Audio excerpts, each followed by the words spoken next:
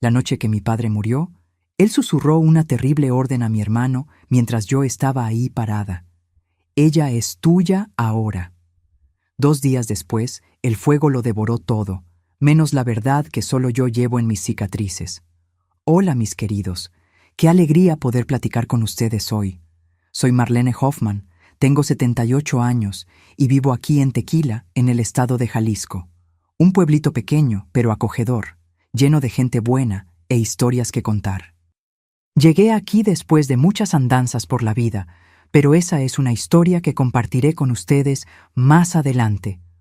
Hoy en día, dedico mi tiempo a mi mayor pasión, la apicultura artesanal. Sí, soy una abuelita apicultora. Tengo 5 colmenas aquí en el fondo de mi terreno, todas pintadas de colores diferentes para ayudar a las abejitas a ubicarse. Produzco una miel de flor de agave que es conocida en toda la región. La gente de aquí siempre dice que mi miel tiene propiedades curativas, pero yo digo que el único remedio en ella es el amor con que cuido a mis niñas. Así es como llamo a mis abejas. Comencé con esta actividad cuando me mudé para acá. Van a ser 15 años en diciembre. En aquella época, yo buscaba alguna ocupación que me conectara con la naturaleza, algo que me ayudara a cicatrizar heridas antiguas. Las abejas me enseñaron mucho sobre comenzar de nuevo, ¿sabes? Ellas trabajan juntas, se protegen, construyen algo dulce a partir de flores. Es como si me mostraran todos los días que es posible transformar hasta las experiencias más amargas en algo dulce. Mi casita es sencilla, pero es mi rinconcito de paz. En el porche del frente tengo una mecedora de madera maciza, de esas antiguas que no se rompen ni con el peso de los años. Es ahí donde suelo sentarme en las tardes de sol suave, con una taza de té de manzanilla con miel, de mi propia miel clara, para observar el movimiento de la calle. Adentro, la cocina con estufa de leña es donde paso buena parte del tiempo, preparando pasteles y panes endulzados con la miel de mis abejas. Las paredes están pintadas de amarillo clarito, color del sol de la mañana, para espantar cualquier tristeza. Lo interesante de la apicultura es que me enseñó a no tener miedo. Yo que ya tuve tanto miedo en la vida, hoy uso mi ropa especial, mis guantes, mi ahumador, y entro en medio de ellas sin recelo. Al principio, claro, recibí algunas picaduras. Todavía tengo una marquita aquí en la barbilla de la primera vez que intenté cosechar miel sin la protección completa. Fue toda una lección. Ahora respeto su espacio y ellas respetan el mío. Es una asociación, ¿entiendes? ¿Saben? Mis queridos que me están viendo, la vida a veces nos pone en situaciones que parecen no tener salida, momentos en que necesitamos elegir entre aceptar una crueldad o encontrar fuerza en lugares que ni sabíamos que existían dentro de nosotros. Fue en una encrucijada así en la que me vi cuando era joven, allá en Valle del Sol, otro pueblito aquí del interior de Jalisco. Una historia difícil, pero que necesito contar, porque tal vez ayude a alguien que esté pasando por algo parecido. Pero antes de continuar, quiero pedirles un favorcito. Si les está gustando escucharme, aprieten ese botón de me gusta y suscríbanse al canal. Eso ayuda mucho a llevar estas historias de superación a más personas. ¿Y saben qué me encanta hacer? Leer sus comentarios. Así que cuéntenme aquí abajo de qué pueblito me están viendo y a qué horita del día encontraron este video. ¿Están tomando un atole por la mañanita, descansando después de la comida o ya preparándose para dormir? Yo siempre leo todos los comentarios y me pone tan feliz saber de dónde son y cómo están cuando se toman un tiempito para escuchar las historias de esta abuelita. Cuéntenme, ¿eh? Vamos a crear una cadena de cariño. Ahora voy a regresar en el tiempo hasta mi infancia, cuando yo todavía no imaginaba lo que el destino tenía preparado para mí. Cuando el cielo de Valle del Sol todavía parecía sin nubes oscuras, aunque dentro de nuestra casa ya había sombras que yo, siendo niña, no entendía bien. Nací en 1947 en Valle del Sol, un pueblito en el interior de Jalisco, donde el tiempo parecía pasar más despacio que en el resto del mundo. Nuestra casa quedaba alejada del centro, una propiedad grande con campos que se extendían hasta donde alcanzaba la vista. Era una construcción de madera de esas antiguas, con piso que crujía a cada paso, ventanas grandes que golpeaban con el viento norteño y un sótano oscuro que siempre me daba escalofríos. Mi padre, Antero Hoffman, era lo que llamaban un hombre respetable en la región. Alto, con cabellos grisáceos desde joven y manos grandes, encallecidas por el trabajo en la tierra. Era dueño de una de las propiedades más grandes de la región, donde criaba ganado y cultivaba agave. Él llevaba el apellido alemán con orgullo y vivía repitiendo que sangre Hoffman es sangre fuerte, como si nuestro linaje fuera algún tipo de nobleza especial en aquellos rincones del sur. Mamá Berenice era lo opuesto, pequeña, de voz mansa, siempre con un rebozo colorido amarrado en sus cabellos castaños. Ella había sido maestra en la escuela rural antes de casarse, pero papá la hizo abandonar el trabajo. «Mujer mía no necesita trabajar fuera», decía él, como si fuera un honor para ella. Vi a mamá marchitarse como flor sin agua a lo largo de los años. Ella falleció cuando yo tenía apenas 12 años de una pulmonía que no fue tratada a tiempo. Creo que en el fondo ya estaba demasiado cansada para luchar por su propia vida. Éramos 3 hijos. Mi hermano mayor, Horacio, que tenía 7 años más que yo. Mi hermano del medio, Eustaquio, que murió siendo pequeño en una fiebre que arrasó la región. Y yo, Marlene, la menor y única niña. Papá nunca escondió la decepción de tener una hija mujer después de 2 varones. «¿Qué voy a hacer con una niña en la familia?», rezongaba, como si yo fuera un error de la naturaleza. Nuestra rutina estaba marcada por el trabajo duro y el silencio. Nos despertábamos con el primer canto del gallo. Mamá y yo preparábamos el desayuno: dulce de higo con pan casero, queso ranchero y café negro fuerte, de ese que deja la cuchara parada. Los hombres comían primero, después iban al campo. Yo ayudaba a mamá en la casa, aprendiendo desde temprano a lavar, cocinar, coser, hacer conservas. Cuando ella enfermó, asumí todas las tareas de la casa con apenas 11 años. Los juegos eran raros, pero preciosos. En las tardes de domingo, después de la comida, papá dormía su siesta sagrada. Era cuando Eustaquio y yo, mientras él aún vivía, nos escapábamos al arroyo que atravesaba nuestra propiedad. Pescábamos mojarras con anzuelos improvisados, construíamos barquitos de hojas de plátano, contábamos historias inventadas. Fue Eustaquio quien me enseñó a silbar como los sensontles y a reconocer las huellas de los animales en el lodo de la orilla. Cuando él murió, a los 8 años, sentí como si hubiera perdido mi única ventana a un mundo más colorido. Horacio, mi hermano mayor, siempre fue el espejo de papá. Desde pequeño copiaba sus gestos, su forma de hablar, hasta la manera como escupía en el suelo después de mascar tabaco. Mientras Eustaquio me protegía, Horacio parecía sentir placer en asustarme. Escondía lagartijas en mis cajones, me jalaba el pelo cuando nadie estaba mirando, me empujaba cuando pasaba cerca del pozo. «Es solo un juego», decía si me quejaba con mamá, pero había algo en sus ojos que me daba miedo, una sombra que fue creciendo con el pasar de los años. La escuela era mi único refugio. Quedaba a 4 kilómetros de nuestra casa e iba a pie todos los días con mi bolsita de tela donde llevaba un cuaderno, un lápiz y mi lonche. Generalmente una rebanada de pan de elote o un pedazo de pan con cajeta. La maestra, doña Ingrid, era una señora de descendencia alemana como nosotros, pero con una dulzura que me hacía recordar cómo era mamá antes de que su espíritu se quebrara. Fue ella quien notó que yo tenía facilidad con los números y con las letras. «Esta niña tiene buena cabeza para los estudios», le dijo una vez a papá en una de las raras reuniones de la escuela. «¿Estudiar para qué?», fue la respuesta de él. «¿Para volverse una solterona de lentes igual que usted? Ella tiene que aprender a ser una buena ama de casa para conseguir un marido decente». Recuerdo hasta hoy la cara de doña Ingrid poniéndose roja de vergüenza. Después de eso, ella comenzó a prestarme libros secretamente. «Llévalos a casa, léelos escondida y devuélvemelos cuando termines», susurraba. Fue así que conocí El Principito, las aventuras de Tom Sawyer y otros mundos que me hacían olvidar por algunas horas la vida que me esperaba en casa. Cuando mamá murió, nuestra casa se volvió aún más sombría. Papá empezó a beber más, a hablar menos. Horacio, ya con 19 años, asumió el papel de hombre de la casa junto con papá.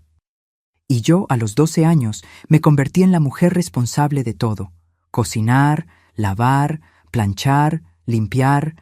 Mis libros fueron guardados en el fondo de un cajón.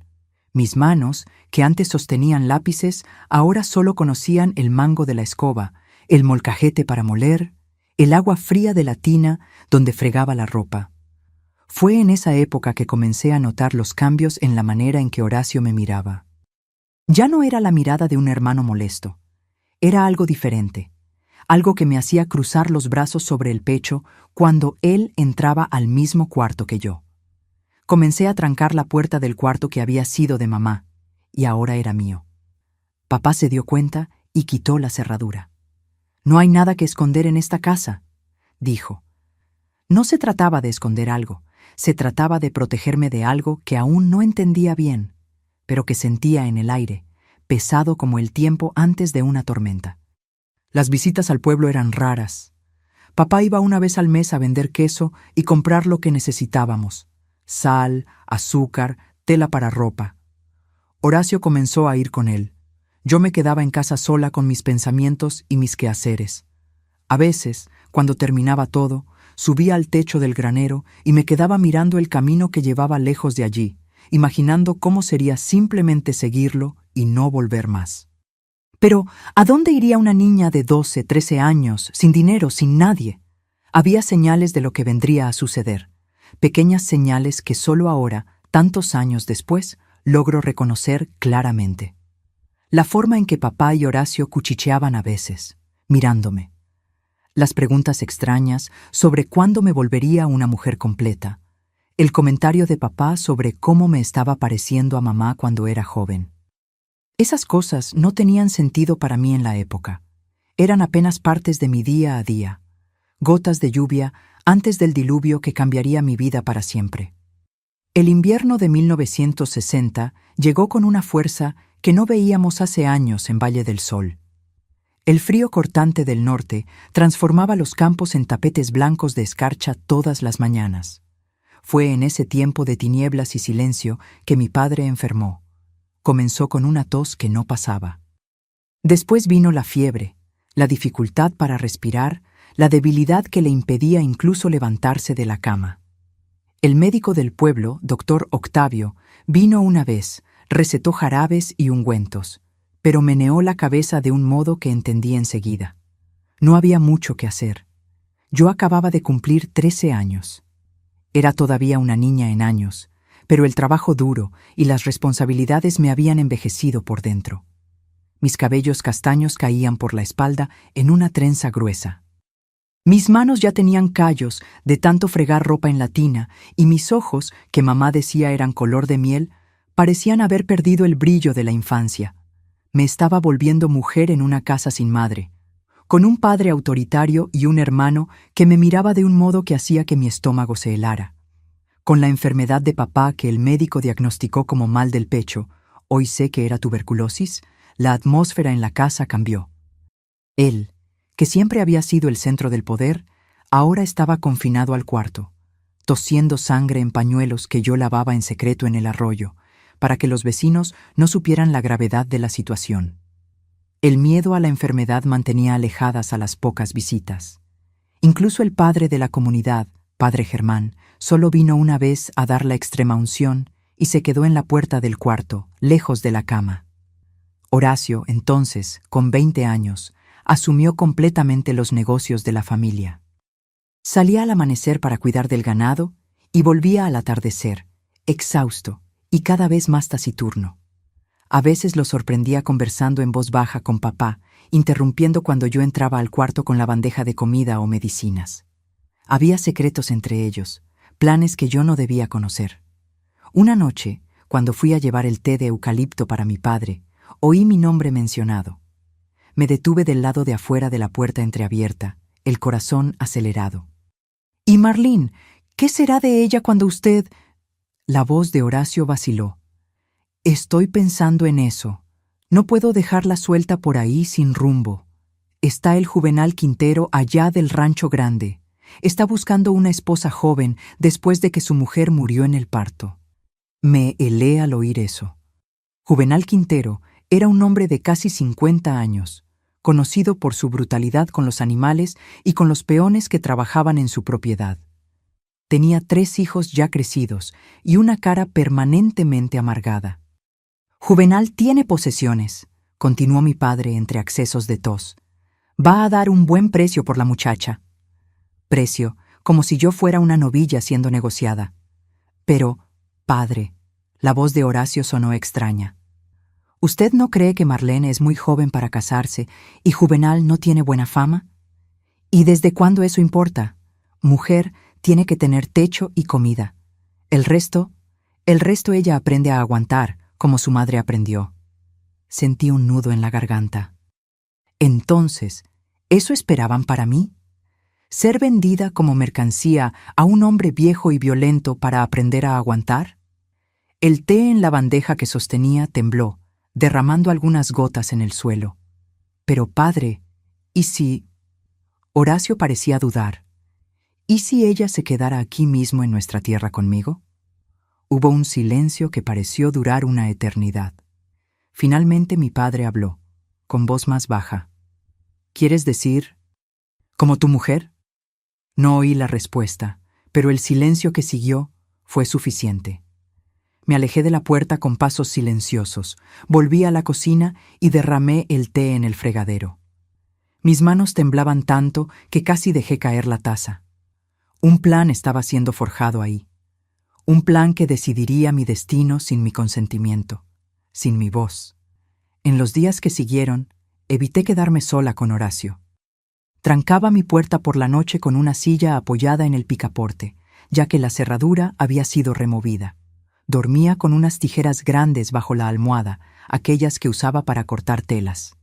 No sabía exactamente contra qué me estaba armando, pero mi instinto gritaba para protegerme. Papá empeoraba cada día.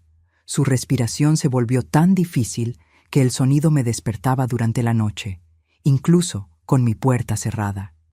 Casi no comía, rechazaba las medicinas y la fiebre lo hacía delirar por horas. En una de esas noches de delirio llamó a mamá varias veces. Por primera vez vi lágrimas en los ojos de aquel hombre duro. Berenice, llamaba. Perdóname, perdóname. No sé por qué pedía perdón, pero aquella noche entendí que hasta los hombres más duros cargan pesos en la conciencia. Una semana después, el estado de él empeoró tanto que Horacio fue a buscar al médico en el pueblo. El doctor Octavio vino, examinó a papá y con una mirada pesarosa dijo que era cuestión de días, tal vez horas. Me enseñó a dar gotas de láudano para aliviar el dolor. Recomendó que mantuviéramos a papá hidratado y se fue, prometiendo volver al día siguiente. Nunca más lo vimos. Una tempestad fuerte derribó el puente que conectaba nuestra propiedad al camino principal. Aquella noche, la lluvia caía con fuerza sobre el techo de nuestra casa. Los relámpagos iluminaban el cuarto en flashes fantasmagóricos y el ruido del trueno hacía las ventanas temblar. Papá tuvo un acceso de tos tan fuerte que la sangre salpicó la sábana blanca. Horacio y yo corrimos al cuarto. Por un momento, nuestro conflicto silencioso fue dejado de lado por la gravedad de la situación. Limpié la boca de papá con un paño húmedo mientras Horacio sostenía su mano. Los ojos de mi padre, antes tan vivos y autoritarios, ahora estaban opacos, perdiendo el foco. Horacio, lo llamó, la voz tan débil que tuvimos que inclinarnos para oír. Acércate más, hijo. Horacio se acercó más, casi pegando el oído a los labios del padre. La tierra, no vendas la tierra, papá susurró. Es la sangre de los Hoffman está en ella. 5 generaciones. No la venderé, padre. Cuidaré de todo, como usted me enseñó. Papá tosió una vez más y agarró el brazo de Horacio con una fuerza sorprendente para alguien al borde de la muerte. ¿Y Marlene? Me congelé al oír mi nombre. Me acerqué involuntariamente, como si fuera jalada por una cuerda invisible. A Marlene cuídala, no la dejes ir. La sangre de los Hoffman necesita continuar. Su voz se volvió aún más baja, casi inaudible. Ella es tu responsabilidad ahora. Haz lo que sea necesario para mantener la sangre en la tierra. Hubo una pausa larga durante la cual solo se oía el ruido de la lluvia y la respiración jadeante de papá. Entonces, con un esfuerzo final, jaló a Horacio aún más cerca y susurró algo que no logré oír completamente. Solo fragmentos llegaron a mis oídos. Tuya ahora, sangre pura. Un hijo. Vi los ojos de Horacio agrandarse, después estrecharse. Asintió lentamente. Papá soltó su brazo y dejó caer la mano pesadamente sobre la cama. Sus ojos se fijaron en el techo y con un último suspiro entrecortado partió de este mundo. Nos quedamos en silencio por algunos segundos, solo el sonido de la tempestad allá afuera llenando el vacío. Entonces, como mandaba la tradición, me arrodillé al lado de la cama y comencé a rezar el rosario que mamá me había dejado. Horacio permaneció de pie, inmóvil, mirando el cuerpo del padre. Había algo diferente en sus ojos, una determinación nueva y aterradora. Cuando terminé las oraciones, me levanté para cerrar los ojos de papá y cruzar sus manos sobre el pecho. Fue cuando Horacio habló, su voz extrañamente calma. Ahora somos solo nosotros dos, Marlene, tú y yo. Algo en la manera como dijo aquello hizo que los pelos de mi nuca se erizaran. Murmuré que necesitaba buscar las velas, que deberíamos velar el cuerpo como manda la tradición en la cocina. Mientras buscaba las velas de cera que guardábamos para ocasiones como esa, mi mente trabajaba frenéticamente. ¿Qué exactamente papá le había dicho a Horacio? ¿Qué significaba mantener la sangre en la tierra? ¿Y por qué, a pesar del luto que debería sentir, lo que me dominaba en aquel momento era un miedo creciente y sofocante? Volví al cuarto con las velas y las encendí, colocándolas alrededor del cuerpo. Horacio permanecía en el mismo lugar, como una estatua. Cuando levanté los ojos, encontré su mirada fija en mí. No era una mirada de luto, ni de solidaridad en el dolor. Era una mirada de posesión, de quien acababa de recibir algo que deseaba hace mucho tiempo. Aquella noche, mientras velábamos el cuerpo de mi padre, entendí con claridad cristalina que necesitaba huir de aquella casa, y necesitaba hacerlo antes de que el cuerpo de Antero Hoffman fuera colocado en la tierra que él tanto amaba. Los 2 días que siguieron a la muerte de papá fueron como andar sobre hielo fino. En cualquier momento podría hundirme en aguas heladas y mortales. Horacio asumió los preparativos para el entierro con una eficiencia aterrador. Mandó al peón Gumersindo avisar en el pueblo, contrató al carpintero para hacer el ataúd, decidió que papá sería enterrado en la pequeña área que usábamos como cementerio familiar, en lo alto de la colina que dominaba nuestra propiedad. Allí ya estaban mamá y Eustaquio, además de los abuelos paternos que yo nunca conocí. Durante ese tiempo, Horacio apenas me hablaba, pero sus ojos me seguían por todas partes. Yo sentía su mirada en mi espalda mientras lavaba los trastes, mientras barría el suelo, mientras tendía la ropa. Por la noche, él se quedaba hasta tarde en la sala, bebiendo tequila directo de la botella, mirando el fuego que crepitaba en la estufa de leña.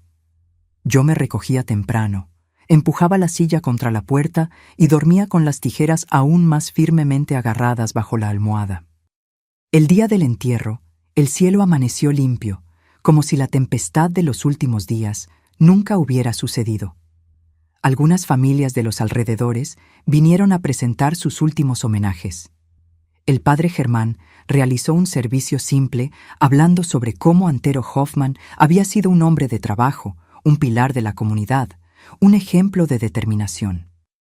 Oí aquellas palabras como si hablaran de un extraño, no del hombre que me crió con mano de hierro y que, en su lecho de muerte, me había transformado en una especie de propiedad a ser heredada. Doña Ingrid, mi antigua maestra, vino al entierro. Ella se acercó a mí mientras los hombres echaban las últimas paladas de tierra sobre el ataúd y apretó mi mano discretamente. «Si necesitas cualquier cosa, Marlene, mi casa está siempre abierta», susurró. Asentí, agradecida por la oferta, pero sabiendo que sería difícil aceptarla. La casa de doña Ingrid quedaba en el pueblo, a casi 5 kilómetros de distancia, y Horacio difícilmente me dejaría ir hasta allá sola ahora. Después del entierro, las personas vinieron a nuestra casa, como era la costumbre. Las mujeres trajeron pasteles, panes y tamales, los hombres botellas de tequila, comida y bebida para confortar a los enlutados. Así decía la tradición. Vi a Horacio conversando en voz baja con Juvenal Quintero, el hombre que papá había mencionado como posible marido para mí. Juvenal tenía ojos pequeños y agresivos que me evaluaban como quien examina un animal a la venta. Me estremecí y me alejé, yendo a la cocina a ayudar con la comida y la bebida. Fue allí, entre recipientes de salsas y bandejas de carnitas, que oí la conversación entre dos señoras que no me vieron detrás de la puerta de la despensa. ¿Viste la manera en que Horacio mira a la hermana? No es mirada de hermano, eso no. Válgame Dios. Estoy diciendo lo que vi, y no soy yo la única que lo notó. Geraldo, mi marido, también comentó. Dijo que cuando fuimos a visitar a Antero la semana pasada, sorprendió a Horacio espiando a la muchacha por la rendija de la puerta mientras ella cambiaba el emplasto del padre. «Cállate, mujer. Si Horacio escucha una conversación de esas, es justamente por eso que estoy preocupada. Ahora que Antero se fue, ¿quién va a proteger a esa muchacha?» Ellas se alejaron, llevando consigo la bandeja de panes que habían venido a buscar. Me quedé allí paralizada con la confirmación de lo que mi corazón ya sabía. No era solo impresión mía. Otros también lo habían notado. El peligro era real. Cuando el último de los visitantes se fue, cerca de las 6 de la tarde, Horacio cerró con llave la puerta principal y guardó la llave en el bolsillo del pantalón. Enseguida, fue hasta el armario donde papá guardaba la bebida y tomó una botella de tequila nueva. Se quedó en la sala, sentado en el sillón que había sido de papá, bebiendo en silencio. «Ve a dormir, Marlene», ordenó cuando me vio parada en la puerta de la cocina. «Mañana tenemos mucho trabajo. Las cosas van a cambiar por aquí». Asentí y me retiré, el corazón martillando contra las costillas. Al pasar por la cocina, tomé discretamente algunas rebanadas de pan y un pedazo de queso. Los envolví en un trapo de cocina y escondí debajo de la cama. No sabía lo que sucedería, pero mi instinto decía que me preparara. Como en las noches anteriores, coloqué la silla contra la puerta y me acosté vestida, las tijeras firmes en la mano. Traté de dormir, pero cada crujido de la casa antigua me hacía abrir los ojos. Afuera, el cielo estaba limpio y la luna llena iluminaba el patio con su luz plateada. Debo haber dormitado en algún momento, pues desperté sobresaltada con el ruido de pasos pesados en el pasillo. El picaporte de mi puerta giró, pero la silla impidió que se abriera. Entonces oí la voz de Horacio, pastosa por la bebida. «Marlene, abre esa puerta». Me quedé en silencio fingiendo no oír. «Marlene», golpeó con más fuerza. «Yo sé que estás despierta. Abre esa puerta ahora o voy a derribarla». Todavía no respondí. Sostuve las tijeras con más fuerza y me encogí contra la cabecera de la cama. «¿Así es como va a ser?» La voz de él tenía un tono peligroso ahora. «Pues que sepas que esta casa ahora es mía.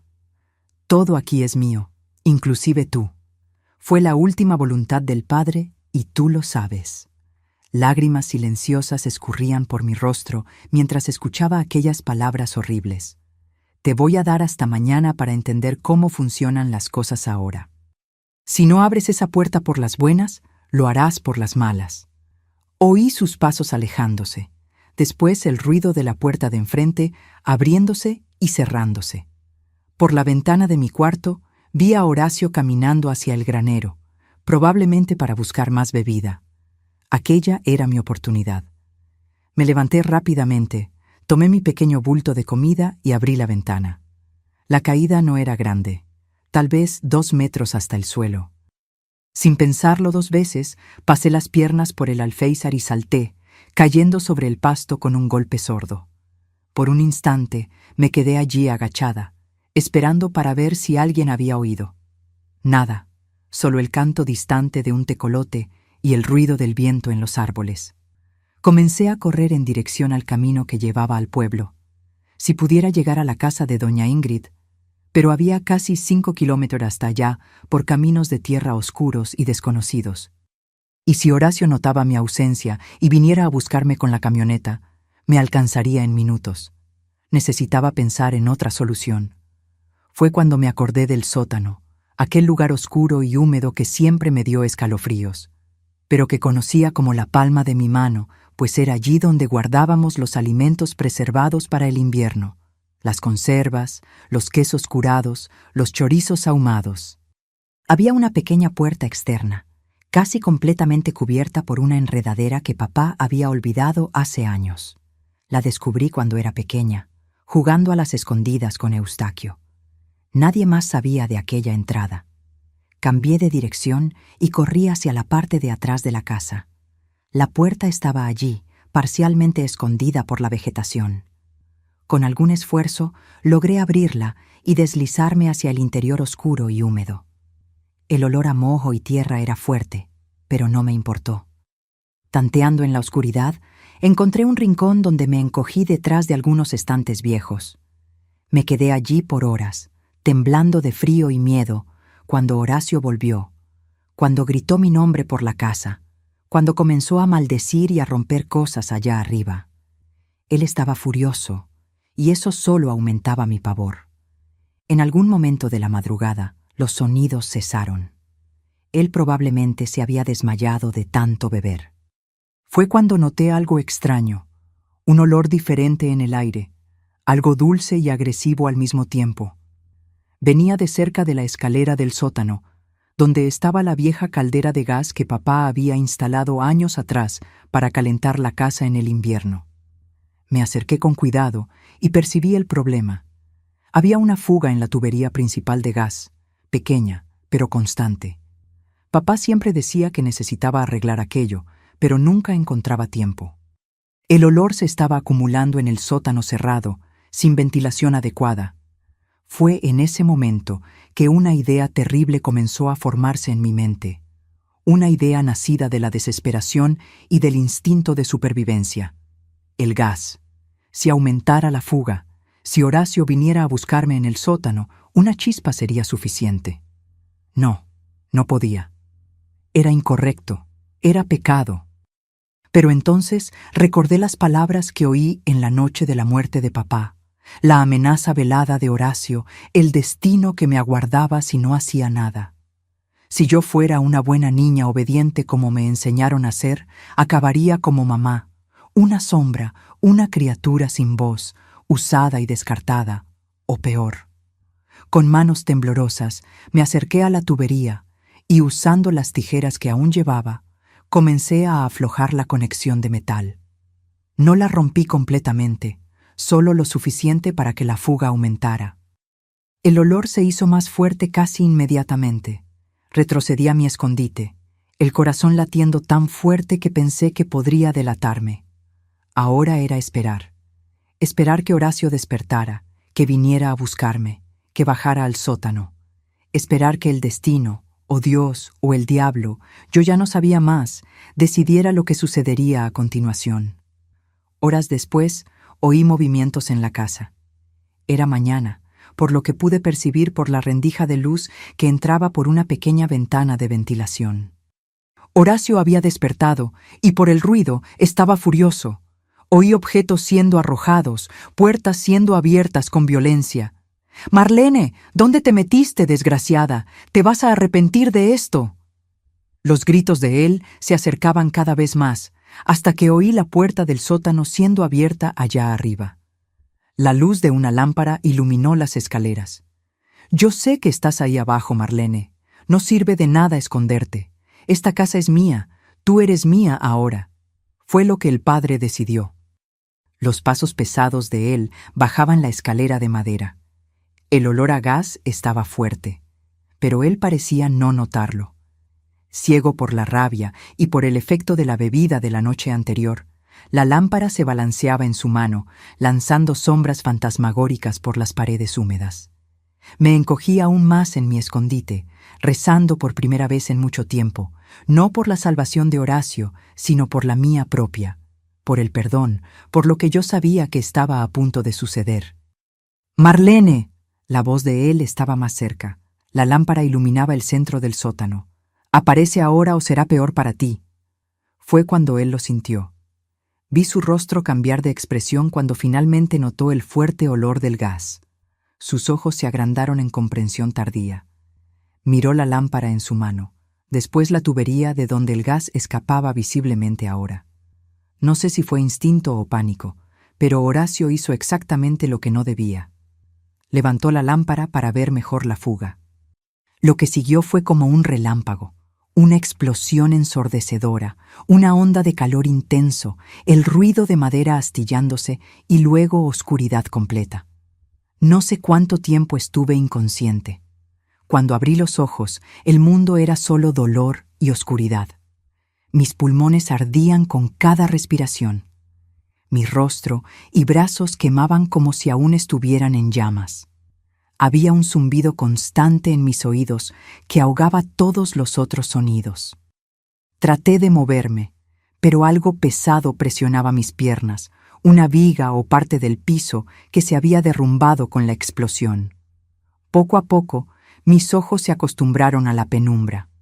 El sótano estaba irreconocible. Donde antes había estantes organizados con conservas, ahora solo quedaban destrozos y escombros. El fuego había consumido parte de la estructura, pero parecía haberse extinguido solo, sofocado por el derrumbe. Un haz de luz venía de arriba. Parte del suelo de la cocina había cedido, abriendo un agujero en el techo del sótano.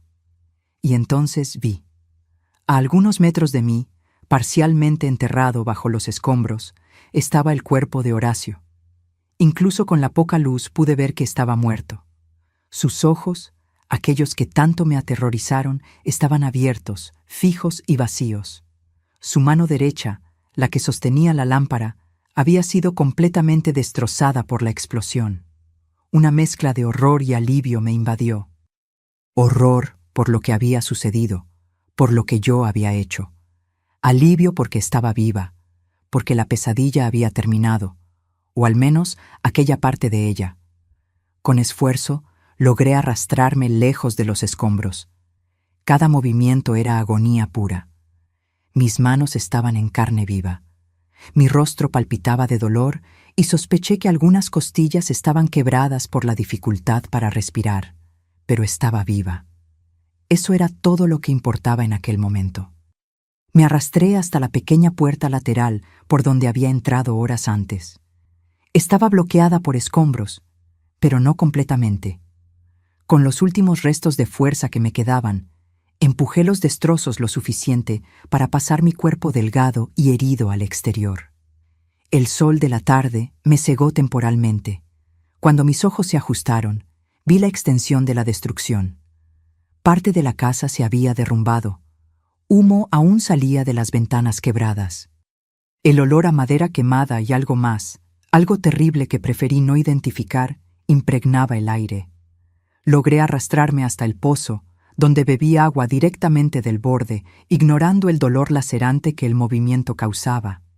El agua fría trajo algún alivio a mi garganta reseca y ayudó a limpiar un poco de la sangre y hollín de mi rostro y manos. Fue entonces que oí un ruido distante de motor acercándose por el camino. Alguien venía. Mi primer instinto fue esconderme, pero entonces me di cuenta de que necesitaba ayuda. Estaba gravemente herida, sola, y si no recibía socorro, probablemente moriría allí mismo. Un auto viejo y polvoriento surgió en la curva del camino. Reconocí el vehículo de Gumersindo, nuestro peón, que vivía en una pequeña casa a algunos kilómetros de allí. Venía acompañado de su esposa, Adelia. Cuando me vieron, ensangrentada y tambaleante cerca del pozo, pararon bruscamente. Adelia fue la primera en saltar del auto, corriendo en mi dirección. «Dios mío, muchacha, ¿qué pasó aquí?» Traté de hablar, pero mi voz salió ronca, casi inaudible. El humo había dañado mi garganta. La casa explotó. Horacio. Gumersindo ya estaba examinando los escombros, impactado por la destrucción. La estufa de gas. ¡Fuga! Logré murmurar antes de que la oscuridad me envolviera nuevamente. Desperté horas después en el Hospital de San Luis, la ciudad más grande, más cercana a Valle del Sol. Mi cuerpo estaba envuelto en vendajes. Un suero goteaba en mi brazo y el dolor, aunque todavía presente, estaba amortiguado por algún medicamento fuerte. Una enfermera de rostro amable notó que había despertado y se acercó a la cama. «Calma, hija, estás a salvo ahora. Soy la enfermera Lourdes». «¿Horacio?», traté de preguntar, mi voz aún un susurro ronco. «Tu hermano no sobrevivió, desafortunadamente. Los hombres que fueron hasta allá después de que Gumersindo te trajo encontraron su cuerpo en el sótano. Parece que fue una explosión de gas, por lo que entendimos. Una tragedia tan pronto después de la pérdida de tu padre». Cerré los ojos, fingiendo un dolor que era más emocional que físico. No quería que ella viera mi alivio, mi secreto. En los días que siguieron, fui cuestionada varias veces sobre el accidente. Por el médico, por el comisario Hermes, que vino de Guadalajara, por los vecinos que venían a visitarme. Conté la misma historia. Estaba escondiéndome en el sótano porque tenía miedo de quedarme sola en la casa grande después de la muerte de papá. Horacio había ido a buscarme. El sistema de calefacción a gas tenía una fuga antigua que papá siempre aplazaba arreglar. Horacio no notó el olor cuando bajó con la lámpara encendida. Nadie cuestionó. ¿Por qué lo harían? Era un accidente trágico, pero explicable. Los accidentes con gas no eran inusuales en aquella época, especialmente en casas antiguas con sistemas mal conservados. Y todos sabían que Antero Hoffman no era un hombre que diera prioridad a reparaciones domésticas cuando había trabajo en el campo por hacer. Una semana después, cuando ya podía hablar un poco mejor, recibí la visita del padre Germán. Se sentó al lado de mi cama, mirando con compasión mi rostro aún vendado. «Marlene, necesitamos conversar sobre tu futuro. Ya no tienes ningún pariente vivo, por lo que sabemos. La propiedad de tu padre, bueno, legalmente ahora es tuya, ya que Horacio también se ha ido, pero eres muy joven para administrarla sola». Asentí sin saber qué decir. «Doña Ingrid, tu antigua maestra, ofreció cuidar de ti hasta que cumplas la mayoría de edad. Podrías vivir con ella en el pueblo, terminar tus estudios. Mientras tanto, podríamos arrendar las tierras a Juvenal Quintero, que ya demostró interés. El dinero sería guardado para ti, para cuando tengas edad suficiente para decidir qué quieres hacer. Juvenal Quintero, el hombre que papá quería que me comprara como esposa. La idea de que él tocara las tierras de los Hoffman, cosechara lo que mi padre y mis antepasados plantaron, me llenó de repulsión, pero yo no tenía opción. ¿O sí la tenía? «No», dije, mi voz aún ronca, pero determinada. «No quiero volver a Valle del Sol, no quiero las tierras. Quiero irme de aquí, comenzar de nuevo en otro lugar». El padre Germán pareció sorprendido. «Pero, Marlene, esa tierra está en tu familia hace generaciones. Tu padre siempre hablaba con tanto orgullo». «Mi padre está muerto», interrumpí con más fuerza de la que pretendía. «Horacio está muerto. No quiero nada más de aquel lugar. Venda todo. Dé el dinero a la iglesia o a quien lo necesite. Yo solo quiero irme». El padre me miró por un largo tiempo, como si tratara de descifrar algo en mi rostro, medio escondido por los vendajes. «¿Estás segura de esto, hija? Es una decisión muy grande para una persona tan joven». «Estoy segura, padre. Aquella casa, aquella tierra, solo me trae recuerdos que quiero olvidar». No mencioné los verdaderos recuerdos que quería dejar atrás. El susurro de mi padre en el lecho de muerte, la mirada de posesión de Horacio, la decisión que tomé aquella noche fatídica en el sótano. Esos eran míos para cargar sola. El padre Germán acabó concordando. Conocí a una familia en León, los Blanco, que estaban buscando una muchacha para ayudar con el trabajo doméstico y cuidar de los niños pequeños. Eran buenas personas, religiosas, y me recibirían bien. Yo podría comenzar una nueva vida allá, lejos de las sombras de Valle del Sol. Cuando recibí el alta del hospital, 3 semanas después, Ya estaba decidido. La propiedad de los Hoffman sería vendida. Parte del dinero sería usado para pagar mis gastos médicos, y el resto quedaría guardado hasta mi mayoría de edad. Yo iría a León a vivir con los Blanco, con la promesa de que podría continuar mis estudios en las horas libres. La noche antes de partir, sola en el pequeño cuarto del hospital, toqué los vendajes que aún cubrían parte de mi rostro y brazos. Las heridas estaban cicatrizando, el médico había dicho, pero quedaría con marcas por el resto de mi vida, cicatrices que me recordarían para siempre lo que sucedió en aquel sótano. «Llevarás estas marcas para siempre», dijo la enfermera Lourdes mientras cambiaba mis vendajes por última vez. «Pero recuerda que son marcas de supervivencia, no de derrota». ¿Supervivencia? Sí, era eso lo que aquellas cicatrices significaban. Yo había sobrevivido, había escapado. El precio fue alto, más alto de lo que cualquier niña de 13 años debería pagar, pero estaba viva y libre. En la mañana siguiente, con una pequeña maleta que contenía la poca ropa que doña Ingrid había traído para mí, embarqué en el autobús hacia León. No miré hacia atrás cuando el vehículo partió. No quise ver por última vez los campos de Valle del Sol, las montañas que enmarcaban el horizonte, el cementerio en lo alto de la colina, donde ahora 3 generaciones de Hoffman reposaban. Aquella parte de mi vida había terminado. Lo que vendría por delante yo no lo sabía, pero había una certeza en mi corazón. Nadie más decidiría mi destino por mí. Nunca más.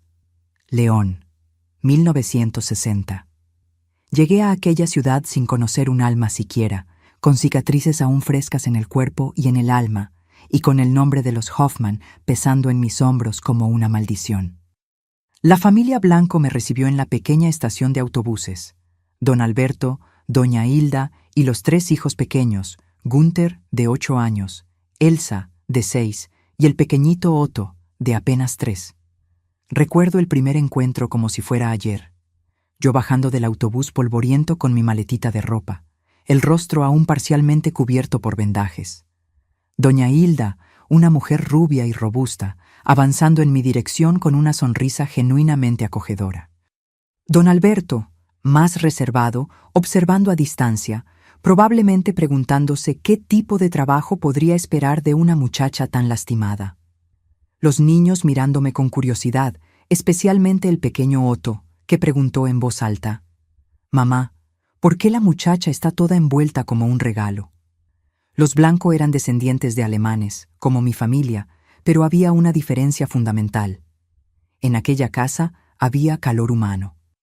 Doña Hilda era rigurosa con las tareas domésticas y la disciplina de los niños, pero también sabía demostrar afecto, principalmente por la noche, cuando reunía a todos para escuchar historias alrededor de la estufa de leña. Don Alberto trabajaba en la fábrica de zapatos de la ciudad y raramente estaba en casa durante el día. Pero cuando volvía, traía siempre pequeñas sorpresas para los hijos: un dulce, una fruta diferente, un juguete simple de madera que él mismo tallaba. Mi trabajo consistía en ayudar a doña Hilda en los quehaceres domésticos y cuidar de los niños mientras ella se dedicaba a la costura, que era su fuente de ingresos complementaria. No era un trabajo pesado comparado con lo que yo hacía en Valle del Sol. Y los niños, a pesar de la energía infinita, eran dulces y obedientes. En los primeros meses hablaba poco. Las heridas en la garganta, causadas por la inhalación de humo, aún me molestaban, y el médico local había recomendado reposo vocal. Pero la verdad es que yo no sabía qué decir, cómo comportarme. Parte de mí todavía esperaba ser tratada con la dureza a la que estaba acostumbrada, ser reprendida por cada pequeño error, tener mi espacio invadido, mi voluntad ignorada. Me tomó tiempo entender que la vida podía ser diferente. Cuando los vendajes de mi rostro fueron finalmente retirados, 3 meses después de mi llegada, encaré el espejo con aprensión. El reflejo mostraba a una muchacha con marcas enrojecidas que bajaban del lado derecho de la frente hasta la mejilla y parte del cuello. No era tan terrible como yo temía. El médico de San Luis había hecho un trabajo excepcional, pero aún así era un recordatorio permanente de lo que había sucedido. «Son marcas de coraje», dijo doña Hilda, parada detrás de mí, viendo mi reacción en el espejo. «No tengas vergüenza de ellas». Ella no sabía la historia completa, claro. Nadie la sabía aparte de mí. Para el mundo, yo era apenas una huérfana sobreviviente de un trágico accidente. Pero de alguna forma sentí que doña Hilda entendía que había más en la historia, aún sin conocer los detalles. Tal vez fuera la intuición de una mujer que, como muchas otras, cargaba sus propios secretos y dolores silenciosos. Como prometido, pude retomar mis estudios. Frecuentaba la escuela por la noche después de mi trabajo con los niños. Muchos alumnos miraban curiosos mis cicatrices, y algunos susurraban a mis espaldas, pero yo había desarrollado una coraza contra ese tipo de curiosidad cruel. Nada podría ser peor que lo que ya había enfrentado. Fue en la escuela que conocí a Elena, una joven maestra que se había mudado recientemente de la Ciudad de México a León. Ella notó mi interés por los libros, la forma como devoraba cualquier material de lectura que caía en mis manos. Un día, después de clase, ella me llamó. «Marlene, te gusta leer, ¿verdad?», asentí, todavía tímida con adultos que no fueran los Blanco.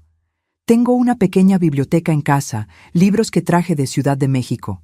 ¿Te gustaría venir un día y llevarte alguno prestado?». Aquella invitación cambió mi vida de maneras que ni imaginaba. La casa de Elena era pequeña, pero acogedora, llena de libros y de ideas. Vivía sola, algo raro para una mujer en aquella época, especialmente en una ciudad del interior. Su marido había muerto en la guerra, me contó, y desde entonces decidió vivir de su propio trabajo sin depender de nadie. «La gente habla, claro», dijo con una sonrisa resignada. «Una viuda joven viviendo sola, trabajando, da de qué hablar, pero aprendí que la vida es demasiado corta para vivirla según las expectativas de los otros». Aquellas palabras resonaron en mí. ¿No era exactamente lo que yo había decidido en el hospital de San Luis? Nunca más dejar que otros decidieran mi destino. Elena se convirtió en mi mentora, mi amiga y eventualmente mi salvadora. Ella vio en mí algo que ni yo misma veía: potencial, no solo para los estudios, sino para una vida independiente y plena. «Eres inteligente, Marlene. Tienes una mente rápida y una determinación que pocas personas poseen. No puedes pasar el resto de tu vida como empleada doméstica, por mejores que sean los Blanco». Cuando cumplí 16 años en 1963, Elena me hizo una propuesta. Se estaba mudando nuevamente, esta vez a Monterrey, donde asumiría la dirección de una escuela. Quería que yo fuera con ella para trabajar como asistente en la secretaría de la escuela durante el día y estudiar por la noche para concluir el curso normal. Después, si yo quisiera, podría convertirme en maestra también. Era una oportunidad de oro, pero también un dilema. Los Blanco habían sido buenos conmigo. Los niños, especialmente, se habían encariñado, y yo con ellos. La idea de dejarlos causaba un dolor que no esperaba sentir. «Piénsalo bien», dijo doña Hilda cuando le conté sobre la propuesta. «Es una oportunidad que no aparece 2 veces en la vida». Para mi sorpresa, ella y don Alberto me apoyaron completamente. Entendían, dijeron, que yo merecía más de la vida que ser solo una ayudante doméstica. Prometieron que mantendríamos contacto, que los niños podrían visitarme durante las vacaciones, que yo siempre tendría un lugar para volver en las fechas especiales. Aquella fue la primera vez desde la muerte de mamá que sentí lo que era tener una familia de verdad, una que te apoya y quiere lo mejor para ti, incluso cuando eso significa dejarte ir. En marzo de 1964, partí hacia Monterrey con Elena. La ciudad era mucho más grande y movida que León, con sus calles empinadas y el fuerte acento norteño de los residentes más antiguos. Al principio, me sentí perdida e insegura. Las cicatrices en mi rostro, que ya no llamaban tanto la atención en León, donde todos conocían mi historia, o la versión que creían verdadera, volvieron a ser motivo de miradas curiosas y preguntas indiscretas. «Ignóralos», decía Elena. «Personas pequeñas se preocupan con cosas pequeñas». Trabajar en la escuela fue un desafío inicial. Tenía que lidiar con padres, profesores, alumnos, documentos oficiales, pero Elena me guió con paciencia y pronto estaba dominando todas las tareas administrativas. Por la noche estudiaba con empeño. Los libros se volvieron mis mejores amigos, ventanas a mundos que jamás imaginé que existían.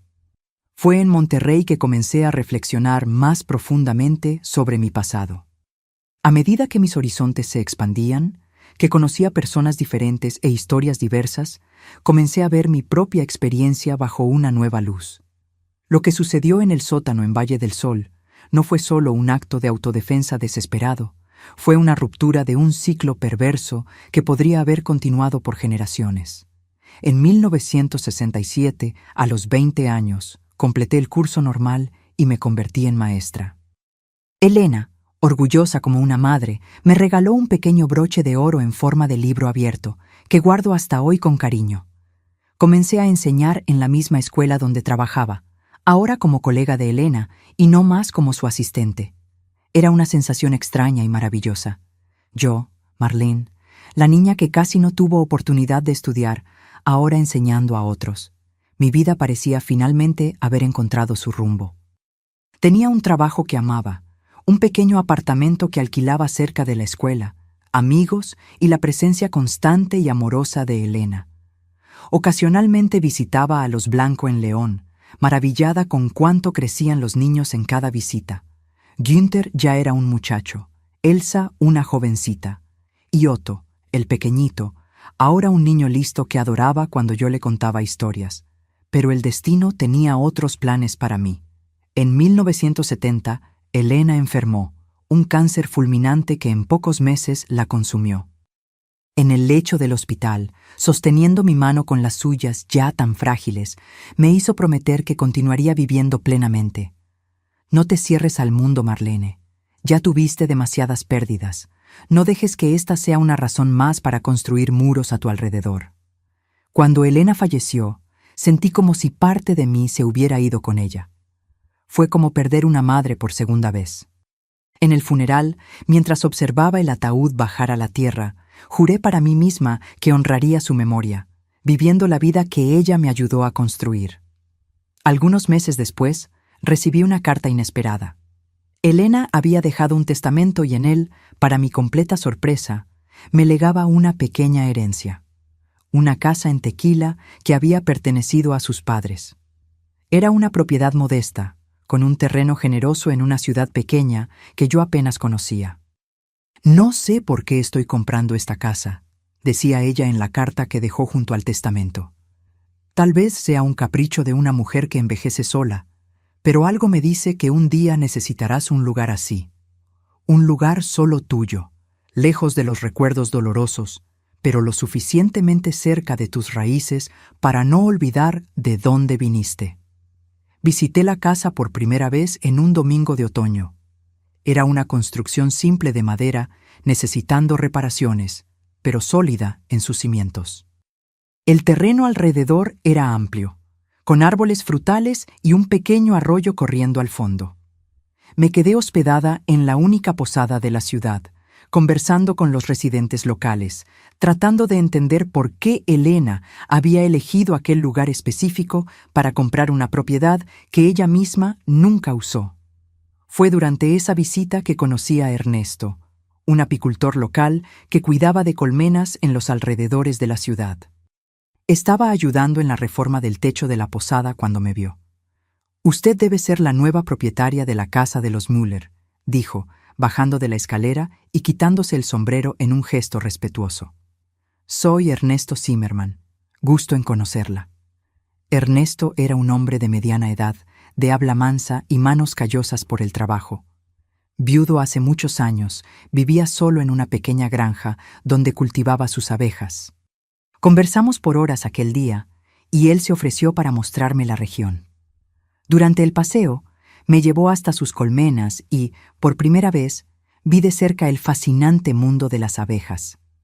«Son criaturas extraordinarias», explicó mientras me mostraba una colmena abierta, protegida apenas por una malla fina. «Viven para el bien común, cada una con su papel, y producen algo dulce a partir de lo que recolectan de las flores. Hay una lección ahí, ¿no crees? Volví a Monterrey con una idea formada. Vendería mi pequeño apartamento y me mudaría a Tequila. Continuaría enseñando si hubiera vacante en la escuela local, pero también aprendería sobre apicultura. Algo en aquel trabajo me atraía profundamente. Tal vez la idea de crear vida y dulzura a partir de lo que la naturaleza ofrecía. Los siguientes meses fueron de preparación. Pedí traslado a la escuela de Tequila, vendí mi apartamento y organicé la mudanza. Ernesto se convirtió en mi guía en esta transición, ayudándome a planear la reforma de la casa y a entender lo básico sobre la crianza de abejas. En enero de 1971, a los 24 años, me mudé definitivamente a la casa que Elena me había dejado. En los años siguientes, dividí mi tiempo entre la enseñanza en la escuela local y el aprendizaje de la apicultura. Ernesto fue un mentor paciente, enseñándome todos los secretos de las abejas, cómo montar las colmenas, cómo cuidar de las reinas, cómo cosechar la miel sin perjudicar a la colonia. Nuestra amistad creció a lo largo de los años, transformándose en algo más profundo. No era una pasión juvenil y arrolladora, sino un afecto tranquilo, basado en respeto mutuo y compañerismo. Ernesto nunca preguntó sobre mis cicatrices, aunque yo sabía que debía tener curiosidad. Él respetaba mis silencios, mis momentos de introspección, mi espacio. En 1975 nos casamos en una ceremonia simple, apenas con la presencia de los Blanco, que vinieron especialmente de León, y algunos amigos de Tequila. No tuvimos hijos, una elección consciente mía que Ernesto respetó sin cuestionar. Creo que en el fondo él entendía que mi miedo a repetir patrones estaba profundamente arraigado en mí. Durante los 30 años que pasamos juntos, construimos una vida tranquila, basada en trabajo honesto y respeto. Mis abejas se convirtieron en mi pasión, especialmente después de mi jubilación de la escuela en 1990. Con más tiempo disponible, expandí el apiario a 5 colmenas y comencé a producir miel a mayor escala, vendiéndola a la cooperativa local. Ernesto falleció en 2005, a los 77 años, pacíficamente durante el sueño. Fue una pérdida profunda, pero diferente de las anteriores. Había una paz en saber que tuvimos una vida plena juntos, que nos amamos de la mejor forma que pudimos, que nos respetamos uno al otro hasta el final. Ahora, a los 78 años, vivo sola en la misma casa que Elena me dejó. Mis abejas continúan siendo mi compañía y mi sustento. Las cicatrices en mi rostro se suavizaron con el tiempo, pero aún están ahí, un recordatorio diario de dónde vine y del precio que pagué por mi libertad. Lo que sucedió en aquel sótano en Valle del Sol nunca fue completamente olvidado. A veces me despierto en medio de la noche, sintiendo el olor del gas, oyendo el estruendo de la explosión. Pero aprendí a vivir con esos recuerdos, a aceptarlos como parte de lo que me trajo hasta aquí. La niña asustada que aflojó aquella tubería de gas hace 65 años está en paz ahora, sabiendo que al final construyó algo bueno y dulce a partir de las cenizas de su pasado. Como mis abejas, transformé lo amargo en miel. Hoy, a los 78 años, llevo una vida tranquila aquí en Tequila. Mi rutina comienza temprano con el amanecer. Viejos hábitos nunca mueren, y este de despertar con las primeras luces del día vino de la infancia en la hacienda, cuando papá nos sacaba de la cama antes incluso de que el gallo cantara. La diferencia es que ahora me despierto porque quiero, no porque estoy obligada. Mi desayuno es simple. Un pedazo de pan casero con miel de mis abejas, un vaso de leche y a veces una naranja recogida del árbol. Como en el porche, observando los pajaritos que vienen a comer las semillas que esparzo todas las mañanas en el comedero que Ernesto construyó hace tantos años. Es una forma de comenzar el día en comunión con la naturaleza, agradeciendo por un amanecer más. Después del desayuno, me pongo mi overol especial, me coloco los guantes y el velo protector, y voy a visitar a mis niñas, como llamo cariñosamente a mis abejas. Tengo 5 colmenas esparcidas por el terreno, cada una pintada de un color diferente: azul, amarillo, verde, rosa y blanco. Las abejas reconocen los colores y así saben a qué casa regresar después de recolectar el néctar. Es un trabajo delicado que requiere paciencia y respeto. Aprendí con Ernesto a nunca hacer movimientos bruscos cerca de ellas, a usar siempre el ahumador para calmarlas antes de abrir una colmena, a reconocer las señales de cuando una colonia está saludable o necesitando cuidados especiales. Cada colmena es un pequeño universo con su propia dinámica y personalidad. La miel que produzco es conocida en la región por su sabor único.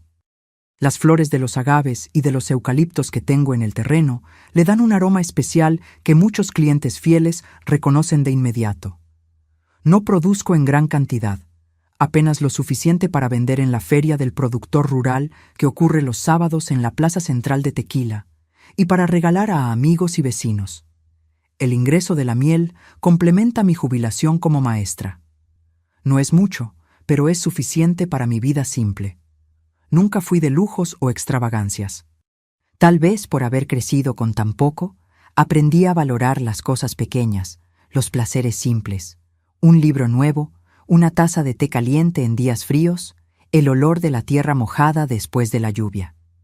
Mi casa continúa básicamente igual que cuando Elena me la dejó, con algunas mejoras que Ernesto y yo hicimos a lo largo de los años. Las paredes exteriores fueron pintadas de amarillo claro, color de sol, como suelo decir. Por dentro, es un lugar acogedor con muebles antiguos que restauré yo misma, otra habilidad que adquirí a lo largo de la vida. La sala tiene un estante repleto de libros, mi tesoro más preciado. La cocina, con su estufa de leña que aún uso en los días más fríos, es donde paso buena parte del tiempo, preparando conservas, dulces y panes para la semana. El cuarto que era de Ernesto y mío continúa con la cama matrimonial, aunque ahora duermo sola. De cierta forma, aún siento su presencia allí, especialmente en las noches de tormenta, cuando el viento silba por las rendijas de la ventana. A veces me despierto en medio de la noche y por un instante fugaz olvido que se ha ido. Extiendo la mano hacia su lado de la cama, encontrando solo el vacío. El dolor de la ausencia nunca desaparece completamente, pero aprendí a convivir con él como una vieja compañera. Tengo pocos amigos cercanos aquí en el pueblo, pero son verdaderos. Doña Eulalia, mi vecina de al lado, viene a tomar mate de hierbas conmigo casi todas las tardes. Tiene 82 años y una memoria envidiable. Conoce historias de todas las familias de la región y las cuenta con un humor afilado que siempre me hace reír. El matrimonio, López, Teresa y Olivio, dueños de la tienda de la esquina, siempre guardan las mejores frutas y verduras para mí. Y el joven Tadeo, un exalumno que ahora es maestro en la misma escuela donde yo enseñé. Él viene a visitarme con frecuencia, pidiendo consejos sobre cómo lidiar con los alumnos más difíciles. Una vez al mes, recibo la visita del nieto de Günther Blanco, Daniel. Estudia agronomía en Ciudad de México y se interesó por la apicultura. Viene a aprender conmigo los secretos que aprendí con Ernesto y que ahora transmito. Es gratificante ver cómo el conocimiento atraviesa generaciones, como un hilo invisible que nos conecta a través del tiempo. En las noches de verano, me gusta sentarme en el porche y mirar las estrellas, tratando de identificar las constelaciones que Ernesto me enseñó. La Cruz del Sur, las Tres Marías, Escorpión. Cada una tiene su historia, su significado. A veces, cuando el cielo está particularmente claro, pienso en Elena, en cómo me salvó de aquel futuro sombrío que parecía inevitable después de lo que ocurrió en Valle del Sol. Pienso en cómo una sola persona puede cambiar completamente el rumbo de una vida. Las cicatrices en mi rostro se suavizaron con el tiempo, pero aún están ahí. Ya no me incomodan como antes. Son parte de mi historia, marcas del camino que recorrí. Cuando los niños del vecindario me preguntan qué me pasó, digo simplemente que sobreviví a un incendio cuando era joven. Es verdad, aunque sea solo parte de la verdad. La verdad completa es algo que llevo conmigo, un secreto que nunca compartí enteramente con nadie, ni siquiera con Ernesto. Él sabía que algo traumático había ocurrido en mi pasado, pero respetó mi silencio. Tal vez lo adivinó, tal vez no. Lo importante es que me aceptó como era, con mis cicatrices visibles e invisibles. Si hay una lección que aprendí en todos estos años, es que la vida raramente sigue el camino que planeamos, pero siempre nos ofrece oportunidades de recomenzar. Como mis abejas, que cada primavera renuevan el ciclo de la vida, produciendo dulzura a partir del néctar de las flores, también nosotros podemos transformar nuestras experiencias más amargas en algo valioso. Y así voy viviendo día tras día, agradecida por cada amanecer, por cada atardecer, por cada cosecha de miel, por cada buen recuerdo que guardo en el corazón. La niña asustada de Valle del Sol se fue hace mucho tiempo. En su lugar, existe una mujer que aprendió que la verdadera fuerza no está en controlar a los demás, sino en tener el coraje de seguir su propio camino. Mis queridos, sentada aquí en mi casa en Tequila, mirando las colmenas coloridas y sintiendo el viento suave de octubre en el rostro, pienso en todo lo que viví. Pienso en la niña asustada que fui, en el sótano oscuro que casi me tragó, en las cicatrices que llevo en el cuerpo y en el alma, y pienso en lo que descubrí a lo largo de tantas estaciones. Descubrí que el mal no tiene la última palabra. Por más oscura que sea la noche, por más cerradas que parezcan las puertas, siempre hay un resquicio de luz, siempre hay un camino. A veces, ese camino es peligroso, tortuoso, y nos deja marcas que cargamos para siempre. Pero vale la pena seguir adelante. Siempre vale la pena. Aprendí que la verdadera prisión no son las paredes que nos rodean, sino el miedo que nos paraliza. Aquella noche, en Valle del Sol, cuando aflojé la tubería de gas, mis manos temblaban, no solo por el peligro de lo que hacía, sino por el peso de la elección que estaba haciendo. Una elección que moldearía el resto de mi existencia. Una elección entre aceptar el destino horrible que mi propio padre trazó para mí, o arriesgarlo todo para ser dueña de mi propio camino. Llevo el peso de aquella noche. No hablo de esto con orgullo o con ligereza. La vida es sagrada, incluso la de quien nos hace daño. Pero también aprendí que mi vida era igualmente sagrada, igualmente digna de ser defendida. Y fue eso lo que hice. Defendí mi derecho a existir, a respirar, a soñar. Por mucho tiempo confundí supervivencia con vida. Creí que bastaba estar respirando, tener un techo, comida en la mesa. Fue Elena quien me enseñó que vivir de verdad es mucho más. Es tomar decisiones por uno mismo. Es amar y ser amado sin condiciones. Es construir algo que tenga sentido para tu corazón. Fue Ernesto quien me mostró que confiar nuevamente es posible, que no todos los hombres llevan la sombra de mi padre y de mi hermano.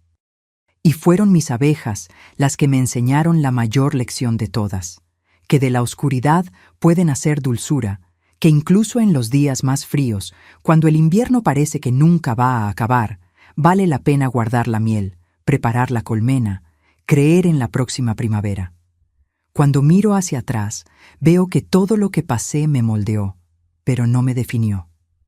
Las cicatrices en mi rostro me recuerdan todos los días que sobreviví a lo imposible, que elegí vivir, aun cuando habría sido más fácil rendirse. Y si yo pude hacer esto, ustedes también pueden, mis queridos, mis queridas, que me están escuchando. Si están en una situación donde se sienten atrapados, controlados, disminuidos, sepan que existe un camino. Puede que no lo parezca, puede estar escondido, pero existe. Busquen ayuda. Un maestro como Elena lo fue para mí, un vecino de confianza, un pariente lejano, alguien que pueda ser un punto de apoyo hasta que consigan mantenerse firmes sobre sus propios pies. Y recuerden, no necesitan cargar el peso de nadie. No son responsables de las elecciones de otros, solo de las suyas, y merecen una vida que sea suya, enteramente suya. Antes de terminar, quisiera pedirles un favor. Si esta historia tocó su corazón, si de alguna forma lo que viví y aprendí tuvo sentido para ustedes, suscríbanse al canal, activen la campanita y dejen en los comentarios la palabra coraje, porque fue eso lo que necesité encontrar aquella noche en el sótano, y fue eso lo que me guió durante los 65 años que siguieron. Coraje para enfrentar la verdad, por más dura que sea. Coraje para comenzar de nuevo, incluso cuando parece imposible. Coraje para amar nuevamente, incluso después de tanto odio. Háganlo ahora. No esperen ni un minuto más. La vida es demasiado preciosa para ser desperdiciada. Cada segundo cuenta. De mi colmena a su corazón, con toda la miel que la vida, a pesar de todo, me permitió producir.